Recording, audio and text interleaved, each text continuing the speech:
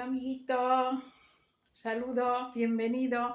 Bueno, en el último libro en que os leí el cuento aquel de los huevos fritos, un cuento castellano, os dije, antes de empezar a leer el cuento, que tenía este libro de los mejores cuentistas en habla hispana, que me estaba gustando y que os iba a leer algunos. Entonces hoy voy a leeros uno de esos cuentos, ¿vale? El autor se llama Jacinto Octavio Picón. Yo nunca he oído hablar de él, me imagino que a vosotros os ocurrirá igual. Aquí da algunos datos de este autor. Dice que nació en 1851 y murió en 1923. Dice que nació en Madrid, compartió la novela y el cuento con la crítica artística, agudo observador, de atildado estilo y sutil psicólogo. Sus obras principales, Dulce y sabrosa, La honrada, Juanita Tenorio, Mujeres, Sacramento, Lázaro, Juan Vulgar, La hijastra del amor y El enemigo. Su labor de cuentista en Cuentos de mi tiempo. Bueno, pues ahora voy a leeros de este autor, Jacinto Octavio Picón, un cuento o relato corto que a mí me ha gustado muchísimo, que se llama Un crimen. Bueno, lo único que os puedo decir de momento, para que estéis atentos, es que a mi modo de ver, a lo mejor otra persona piensa de otra forma, porque me he dado cuenta de que o sea, vemos cosas diferentes. En un mismo libro, personas diferentes ven cosas diferentes. Entonces, por ejemplo, el otro día, en un canal que me gusta, se llama No Solo Clásicos, estaban hablando de un autor, Michael o Mitchell Hedekert, que no sé cómo se pronuncia, de una obra suya, que no me acuerdo cómo se titula, Marta, y decía que un amigo suyo se había leído la misma obra y que la iba a analizar. Entonces me encantó porque me gusta mucho cómo explica esa mujer. Sin embargo, cuando el otro amigo, el amigo de ella, se puso a hablar de lo mismo sin haberse escuchado, decían cosas completamente diferentes. O sea, yo pienso que en los libros que leemos los interpretamos con, con lo que nosotros somos. Entonces otra persona puede ver otra cosa diferente. Yo veo aquí a una psicópata. Y esto cuando todavía no se había acuñado el término de psicópata, una mujer psicópata, es lo que yo veo. Entonces, bueno, voy a comenzar la lectura. Nos vamos a final del siglo XIX o principio del XX, porque este hombre murió, Jacinto Octavio Picón, en 1923. Bueno, comienzo la lectura. Cuando Pepita dijo que se quería casar con Alfonso Redral, su padre, don Luis, y su madre, doña Catalina, imaginaron que se trataba de uno de tantos caprichos pasajeros, porque en 3 o 4 ocasiones y respecto de pretendientes distintos, había dicho lo mismo, sin que costase gran trabajo quitárselo de la cabeza. Pero contra todo lo que esperaban, la niña mostró tal firmeza en su propósito que los atribulados señores, después de pensarlo mucho y a modo de último recurso, llamaron en su auxilio a don Mariano, que además de ser su médico y amigo íntimo, era el padrino de la fogosa enamorada, rogándole que se encerrase con ella y le dijera cuanto había que decirle, sin rodeo ni miramientos. La verdad desnuda, ya que no quedaba otro remedio que asustarla, para que no se casara. Pepita, sin ser un monstruo, estaba lastimosamente configurada. Tenía las piernecillas mal ajustadas con el tronco. Y era tan estrecha de cadera, bueno, esta es la que se quiere casar. Y todo su esqueleto por aquella parte tan mezquino y de tan desdichada estructura que las consecuencias del matrimonio y principalmente de la maternidad constituían terrible amenaza para su vida. 100 veces había dicho don Mariano que se quedaría en el primer parto, si llegaba. De resulta de lo cual sus padres la habían criado y educado consintiéndole gustos y caprichos por costosos y extravagantes que fuesen, y oponiéndose en cambio con toda su fuerza a que tuviese amores y pensara en contraer matrimonio, porque claro, los padres pensaban que si se casaba se iba a morir por la salud tan delicada que tenía. 3 3 noviazgos llevaba ya desbaratado, pero ahora la cosa venía con gran fuerza, pues el pretendiente, sabiendo que la muchacha había de ser muy rica, no cejaba en su empeño y ella estaba descosida de puro apasionado y terca. Don Mariano comprendió que solo por el terror podría doblegarla y con su triple autoridad de padrino, amigo y médico le dijo lisa y llanamente: «Mira, monina, como tienes cerca de 20 años, se te puede hablar claro. Y además, según te pones, veo que no hay otro recurso. Tienes una constitución especial, muy particular, así un poco rara. Ya sabes que a lo mejor sufres esos desarreglos, esas palpitaciones, como las que le dan a tu madre. Hay que cuidarte mucho. Tus padres te dan todo lo que deseas. ¿Con quién has de estar mejor? En fin, hijita, que no te debes casar. El matrimonio, andando el tiempo, tal vez. Hoy por hoy sería muy peligroso». «¿Por qué?», dice ella. «Porque sí, cuando te desarrolles más, cuando te robustezcas». Pepita le miró sin pestañear y con ese valor femenino que a ninguno se parece, repuso: «En plata, que me juego la vida. ¿No es eso, padrino?». «Yo no afirmo tanto, pero pudiera ser». «Bueno, como si lo afirmara usted. Pues aunque la pierda, la vida». Y lo dijo con tal resolución que don Mariano quemó el último cartucho añadiendo: «Vaya, contigo no caben atenuantes, clarito. Si pares, te mueres». «Tal día hizo un año», gritó ella con inquebrantable fiereza, volviéndole la espalda y dejándole solo en el gabinete. Pocos momentos después, don Luis decía a don Mariano: «Pobres de nosotros, haber criado una hija para eso. En primer lugar, figúrate qué pena tan grande saber que casi seguramente la vamos a perder, que le cuesta la vida, y tener que consentir, porque si no es capaz de cualquier disparate. Luego, tú sabes mejor que nadie cómo está su pobre madre». «Eso es lo más triste», le interrumpió don Mariano, «porque te advierto que Catalina se nos puede quedar entre las manos el día menos pensado». Esa es la madre de la novia, que también está enferma. «A la primera emoción gorda tenemos una catástrofe. Yo no sé qué hacer con ella. Cuando las afecciones cardíacas adquieren este grado de desarrollo, lo mismo puede echarse encima el desenlace fatal por los progresos naturales de la enfermedad que sobrevenir con ocasión de un susto, de una impresión moral. En fin, no hay día seguro». Y a todo esto añade que el tal Redral, el novio, es un estúpido medio tonto, sin voluntad ni energía, y su madre, doña Aurora, que le tiene completamente dominado, una trapisondista, lagarta, amiga de negocios feos. En fin, una calamidad, una mujer de muchísimo cuidado. Y por cierto, que todavía está guapa.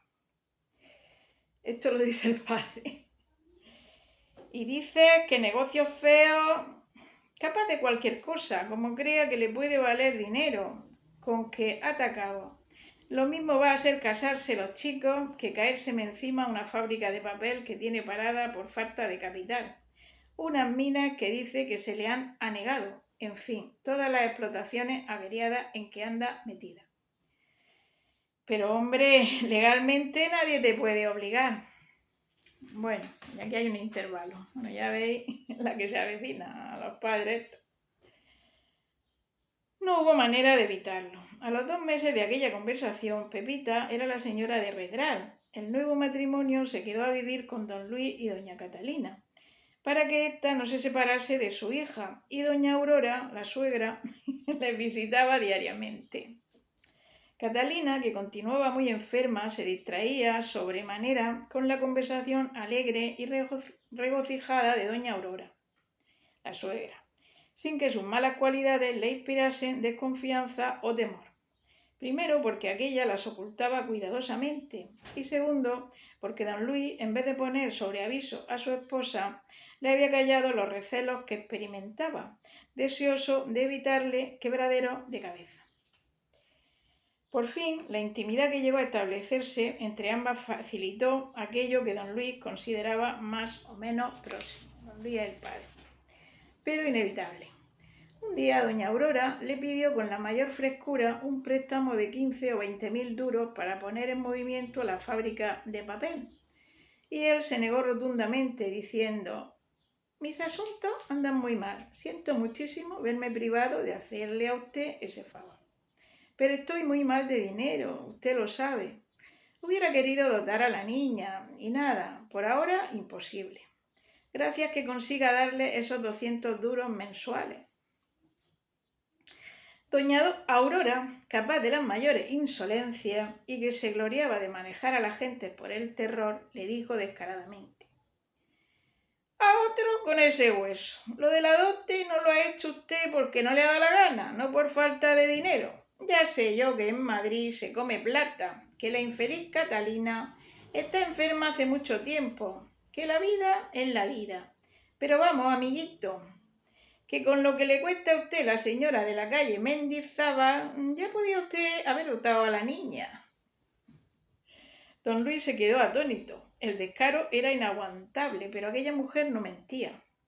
Catalina estaba enferma hacía 6 años y él, aunque sin escándalo, como dicen los casuistas, sostenía relaciones íntimas con una hermosa viuda, de la cual al principio se prendó solo por la belleza y a quien luego insensiblemente fue cobrando afecto por descubrir en ella buena índole y dulzura de condición, y además porque se contentaba con lo que él quería darle, sin tener caprichos ruidosos ni exigirle grandes gastos, aun sabiendo que era rico y generoso.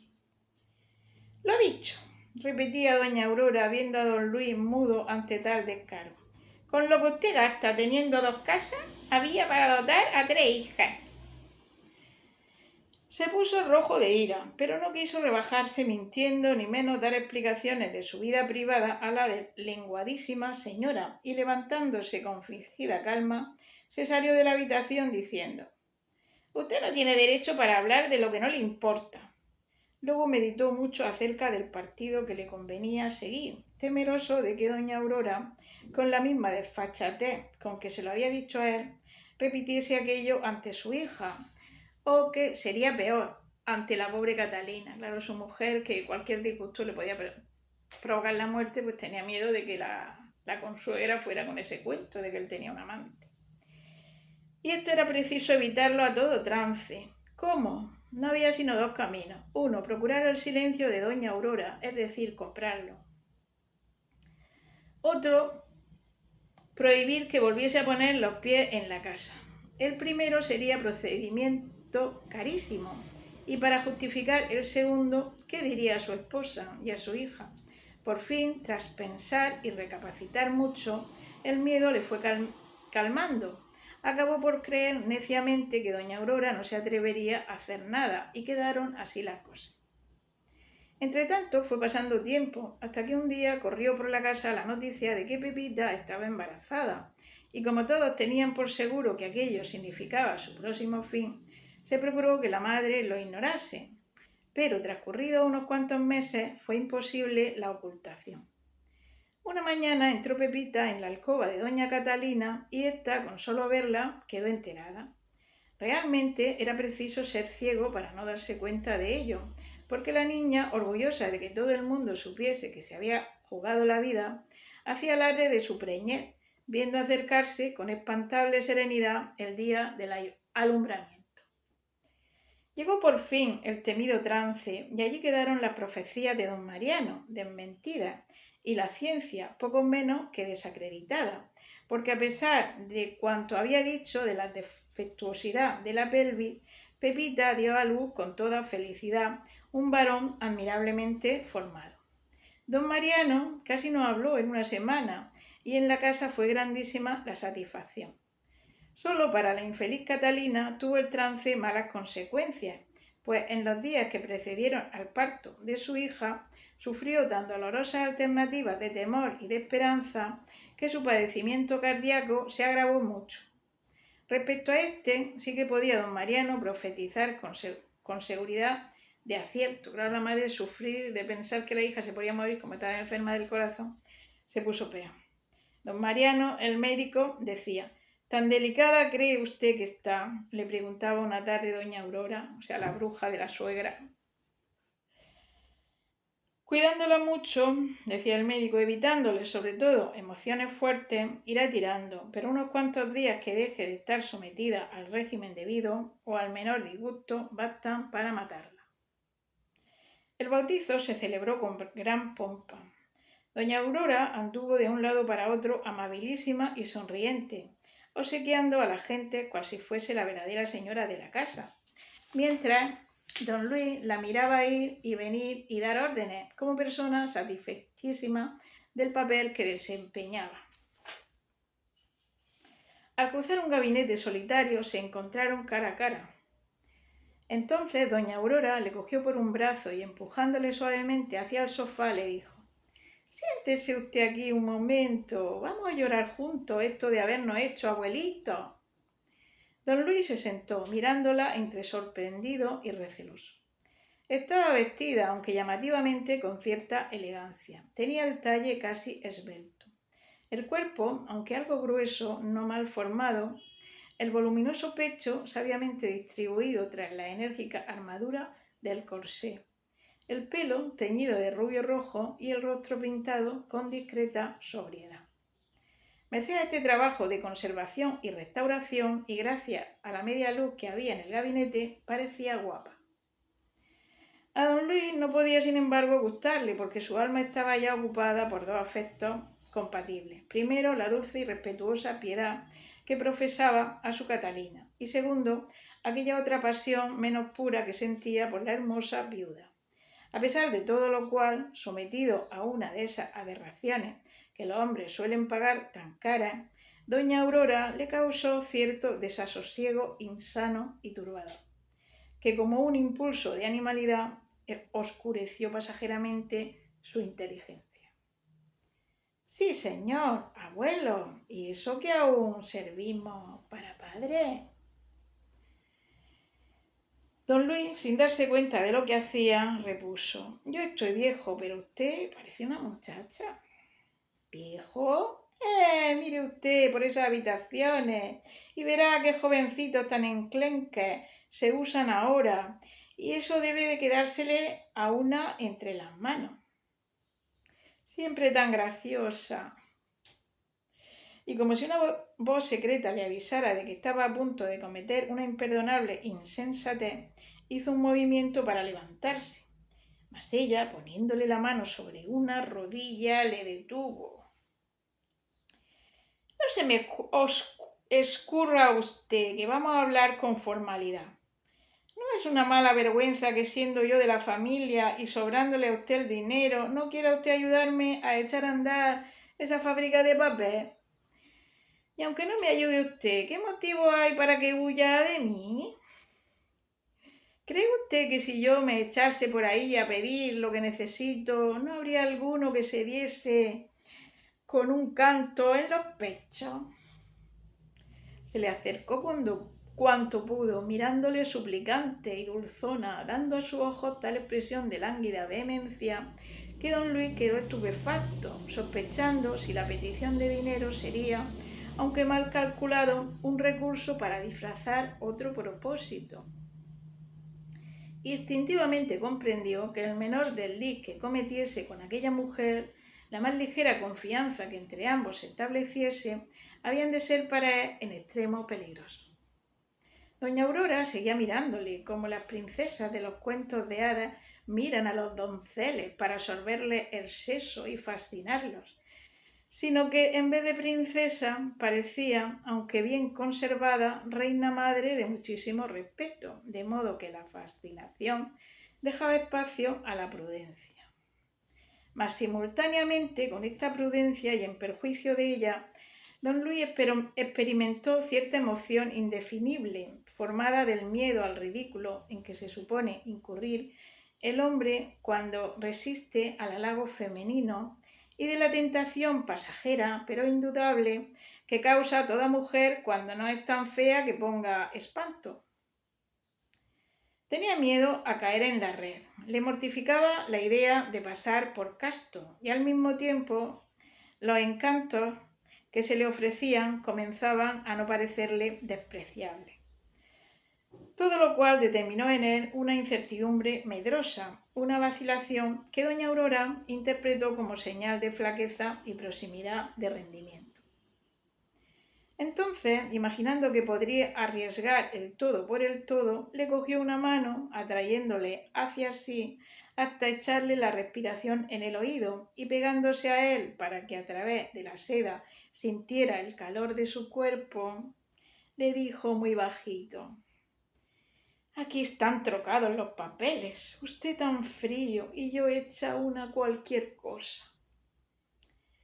Don Luis se estremeció de pie a cabeza. Ella, ansiosa de ganar terreno, pecó de exagerada y, llevando equivocadamente la farsa más allá de lo que convenía, dijo con acento apasionado: «Lo que menos me importa es eso que le he pedido a usted. El dinero para la fábrica, de eso no hago caso. Pero por Dios, no vuelva usted a ver a esa mujer, a la viuda». «¿Qué mujer?» «La viuda de la calle Mendizábal. Si supiera usted el odio que la tengo». O sea, que quería hacerse el amante de él. La Consuelo.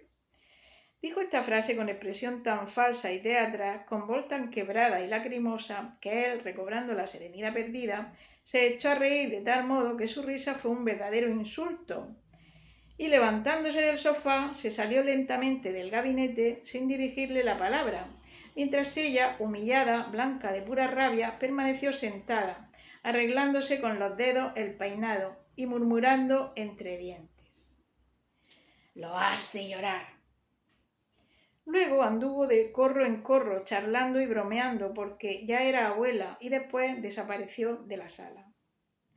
Al cabo de un par de horas, don Luis, antes de salir a la calle, entró al cuarto de su mujer. Catalina estaba acostada, ayudada por doña Aurora, la cual se había empeñado en servirle de doncella, y con exquisito mimo iba quitándole prendas de ropa y poniéndolas sobre una butaca. La pobre señora apenas podía tenerse en pie. Pálida, temblorosa, desencajada en las facciones, clavó en su marido los ojos con una expresión de amargura que partía el alma. Él, adivinando lo que allí había pasado, lanzó a doña Aurora una mirada terrible, al mismo tiempo que interrogaba: «Hace mucho rato que esta señora está contigo». Doña Aurora salió sin chistar, acobardada, aunque contenta, y entonces Catalina dijo a su esposo, con admirable mansedumbre: «Tienes razón, es muy mala, hubiera preferido morirme sin saberlo». Ya le dice a la mujer que está tan enferma que el marido tiene un amante. Y de los ojos, hilo a hilo, le caían las lágrimas, amarga y calladamente, sin que de sus labios saliera un reproche ni una queja. Al amanecer se apoderó de ella una gran excitación nerviosa, después una fiebre altísima, y a las 48 horas de haberlo sabido, inclinó la cabeza sobre el pecho para no levantarla más. Terminado el novenario, Redral exigió a don Luis que le fuese adjudicada la herencia que correspondía a Pepita por la muerte de su madre. Al acto de la entrega en casa del notario no quiso asistir don Luis. Redral fue acompañado de doña Aurora, o sea, Redral, el marido de la hija y la suegra. Redral fue acompañado de doña Aurora, la cual, después de examinar los documentos uno por uno, al doblar el último, dijo tranquilamente: «Ya no tenemos nada que ver con esa familia. No quiero trato con un hombre que, por andar con querida, ha sido causa de la muerte de su mujer».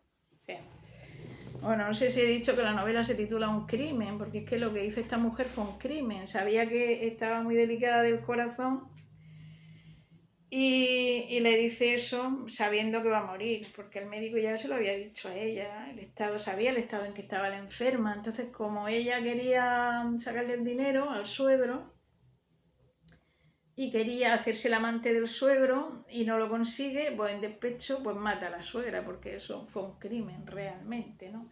Entonces yo entiendo que esta mujer, doña Aurora, pues es una psicópata. O sea, tiene todos los caracteres de los psicópatas, o sea, personas malas, o sea, al hijo lo tiene dominado y entonces le hace que se case con esa mujer que sabe que es rica, sabe que va a morir, pues para apoderarse de los bienes de esa familia. Es como actúan los psicópatas, no tienen empatía, no tienen compasión, ellos van a sus planes, las personas son como meros instrumentos, ¿no? Entonces, bueno, hace pensar de la vida, porque yo me acuerdo cuando estaba leyendo a un autor francés que a mí me gusta mucho, François Mauriac, una de las cosas, leí muchas novelas suyas, hablaba de crímenes morales. Es que estamos acostumbrados a... um, cuando hablamos de un crimen nos imaginamos algo físico, como que una persona pues le ha clavado un puñal o la ha tirado por un barranco o la ha envenenado o ha hecho algo, ¿no? Pero existen crímenes morales. Y estos crímenes la justicia no los suele conocer, ¿no? Son personas malas, en algunos casos psicópatas, otras no. Y este es un caso de eso, de un crimen moral. O sea, una persona que está enferma y sabes que una mala noticia la puede matar, va a dársela justo en ese momento y la matan, ¿no? Es un crimen moral que hacemos. Y no solo eso, sino se ve personas que son malas y destruyen a los otros, los hacen que enfermen mentalmente, sobre todo cuando hay un malvado en la familia, pues imaginaros, no puedo imaginarme lo que tiene que ser, ¿no? Cuando es un extraño, pues bueno, podemos alejarnos del extraño, pero cuando es de la familia, pues esa gente va minando, va haciendo enfermar a otros con su maldad, ¿no? Y luego otra cosa también que, bueno, yo he sido abogada y he ejercido, ¿no? Una de las cosas que no me gustan es que aquí las feministas, la gente de izquierda, pues la presunción de la inocencia se la pasan por el forro. O sea, si tú eres una mujer hay que darte la razón, ¿no? Existe la presunción de inocencia. Entonces yo he vivido situaciones porque he estado defendiendo a mujeres en el turno de oficio y también defendiendo a hombres. Y entonces hay mujeres que se veían, pues que eran no una psicópata, pero mala. En realidad que se veía que la que lo estaba dominando, la que lo dominaba y la que era ella. Claro, como la ley estaba, yo no sé ahora cómo está, pero basta que una mujer ponga una denuncia, diga que el marido me ha amenazado, me ha denunciado y ya lo detiene. Pero el hombre se pasa en los calabozos, ¿no? Y a veces en realidad la maltratadora, yo veía que era la mujer. Yo creo que la justicia se representa ciega. No hay que tener en cuenta quién pone la denuncia, si es hombre o mujer. Hay que ver los hechos, ceñirse a los hechos, ¿no? Bueno, curiosamente, aquí en España, pues yo no sé ahora cómo estaba, pero antes bastaba la denuncia de una mujer y aunque no tenga parte de lesiones ni nada, diga la mujer que la ha empujado y claro, como es delito de, no sé si era de 6 meses a un año, el maltrato físico, pero y maltrato psicológico también, cuando es entre una pareja, pues los detenían y son situaciones muy terribles, ¿no? Aquello era un berenjenal, no me gustaba a mí nada aquello, la verdad, lo he pasado mal, porque no me gusta esa injusticia, pero bueno, yo tenía que hacer mi trabajo. Ahora, yo le decía a las mujeres que tenían que decir la verdad, porque una denuncia falsa, no se puede denunciar falsamente a nadie, eso es un delito. Entonces ella decía que tenía que decir la verdad. Que, por lo menos que lo sepan, ¿no? Y bueno, todo aquello está muy mal. Yo me acuerdo cuando yo estudiaba Derecho que el derecho de autor está prohibido porque la justicia es ciega. Entonces aquí es un poco derecho de autor, la normativa que hay con la mujer. Yo pienso simplemente con que se pusiera una circunstancia agravante, por ejemplo, de abuso de superioridad, eso cuando el hombre, porque claro, si el hombre es un canijo y la mujer una fuertota, entonces sí, sería suficiente para agravar cuando esos hechos los cometa un hombre, simplemente, y dejar la legislación como está. Eso es una merienda de negro. Además, se han gastado un dineral en los juzgados de violencia de género y violencia doméstica también, que es otra cosa. Y simplemente es una cosa de lo más ridículo los juzgados de violencia de género, porque son como juzgados de instrucción solamente. Yo me acuerdo que allá íbamos, cuando teníamos casos de estos, por ejemplo, de la mujer, y entonces íbamos, ponerse en fila a hablar con el fiscal, a ver si se conforma el hombre, ¿no? O si vas con el hombre, lo mismo. Allí los abogados ponerse en fila, a hablar con el fiscal. Es que no miraban nada, no miraban nada. Entonces, si te conformas con la pena, pues te rebajan la condena, ¿no? Y si quieres ir a juicio y poner tus razones, entonces tienes que ir a otro juzgado, al juzgado de lo penal y celebrar el juicio. O sea, eso perfectamente lo puede hacer un juzgado de instrucción. Se han gastado muchísimo dinero. Aquí en España la administración se gasta muchísimo dinero. Y en fin. Bueno, amiguitos, espero que os haya gustado este vídeo. Venga, saludos. Gracias por venir.